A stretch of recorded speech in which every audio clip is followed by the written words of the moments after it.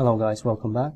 In today's video we will be looking at Link, Ethereum and GRT, which I've got a request from one of the followers, and XRP and as well as the BTC. Before we start, I want to request you, if you're enjoying and learning from the content, please do not forget to like and subscribe to my channel, which will help the YouTube algorithm to reach more people, and of course you will get a top technical analysis on a daily basis as usual. Let's start with the Link. As you know, we've been following the support and resistance lines, and actually nothing has been changed. Last 72 hours we've been following the price action. Actually I said we will be consolidating around this area. That you can see all the wicks, it is between 1390 and 1325 zone. All the candles are actually between these zones. Let's have a look into Fib. We are between 236 and 382 zones. And more interestingly, let's look into parallel channel. As you can see, a few days ago we couldn't manage to be able to stay above 1390. We went up and we broke, and you saw we've got exactly rejection from the upper line of the parallel channel. Yesterday we had a rejection again, the midline of the parallel channel, and today parallel channel is just confluence with a lower time frame support zone, which is 1330 zone, and it's just rejected again right from the lower line of the parallel channel. Overall we are just struggling between 236 and 382 zones. Let's move on to Ethereum. Similar price action as BTC, same scenario, nearly, as you can see, 72 hours. I've said actually this is going to be our primary consolidation zone. Make sure we shouldn't lose 624 zone. If we lose, we have a high chance of actually consolidating within this range, 625-600 zone. However, I said highly likely we will be in this zone. There is nothing indicating to go below 623 zone. As I said, there is no movement, as usual, weekend boring market. And overall, I would say it seems we are close to our target 1 zone.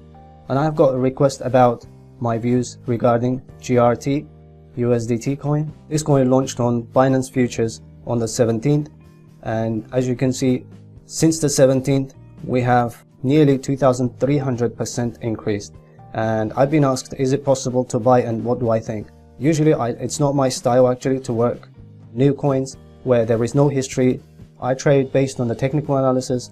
However, I'm not fan of fundamental analysis, and therefore think about yourself. If the coin actually gave in 2-3 days time over 2,300%, are you going to buy it from these levels? Imagine even if it goes up, but it's going to be dangerous, and I would say I wouldn't buy actually from these zones. If you're learning and enjoying from the content, please do not forget to like and subscribe to my channel, which will help the YouTube algorithm to reach more people, and of course you will get a top technical analysis on a daily basis. Let's move on to XRP, and we've been following this circle line again, nearly 72 hours. I said we will be in this weekend. During the weekend we will highly likely will be inside this circle zone. I updated via my Twitter account. And as you can see, Saturday, Sunday, we entered into this zone on Friday, and still we are actually bouncing inside this, and we have this support resistance zone, which is 55 cents and 59 cents. Around here, XRP going up, down, up, down. We will see how the price action will unfold. From tomorrow, if there is an urgent update, you will always get instant update via Twitter. Also, I would like to mention my last line of defense has been shifted, and actually now it matches with the golden zone. As you can see, first zone 382 confluence, exact level to level with the 0.5, which is a 55 nearly, and 618, that's the main golden zone. It matches last line of defense. We will see how does the price action unfold from the Monday. Let's move on to BTC chart. Before the chart, I would like to draw your attention the recent update via Twitter. Early morning I recognized actually a potential bear divergence. Does it work? But I'll show you how the bear divergence works as an educational purpose. Does it work in a bull market? We saw lately it's been failing. However, it's good to keep an eye on it. And the recent bull divergence, it played out really well. That you see it, prices keep printing higher highs. The RSI indicator, it could be RSI or MACD or OBV, whatever indicator that you use, usually they're going to print a lower highs. If you want to follow me via Twitter, you can find me at CryptoMagnate8, at CryptoMagnate8. If you have a reasonable questions, regarding technical analysis, or you want to learn the technical analysis, my DM is always open. You can message me at any time. We don't need support and resistance lines for now. As you can see, price is actually keep printing a higher highs. RSI from the same date is just fainting and keep printing a lower highs. What does this mean? That means we're going up as a price. However, indicator is just showing a weakness. We call this, in a technical terms, this is bear divergence. When the price makes higher highs, oscillators, as I said, RSI, MACD, OBV, it just keep prints a lower highs. As an example, I want to show you something. Let's say again, similar scenario, higher high, prices keep going higher and higher.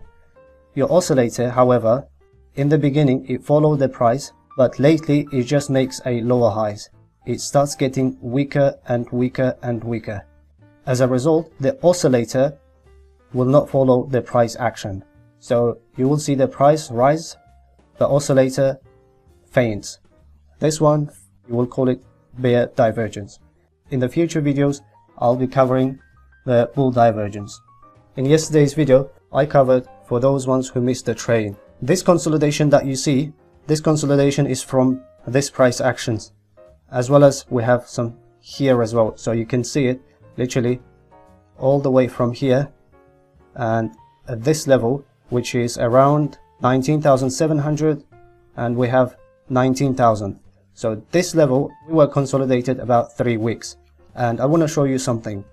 BTC, the price action is now right in here, last 3 days. BTC is trying to print a future potential support and resistance zones. As I said, explained in my previous videos, I talked about a blue sky. We are in a blue sky zone. If you didn't watch the video, I will highly recommend you to watch it and educate it yourself. From the 13th of December up until 16th of December, 3 days, 72 hours we got stuck because BTC printed, as you can see, support and resistance lines literally within these zones. As a result, we came back, we tested, retested and shoot it up. However, when it came, as you see, we got stuck here.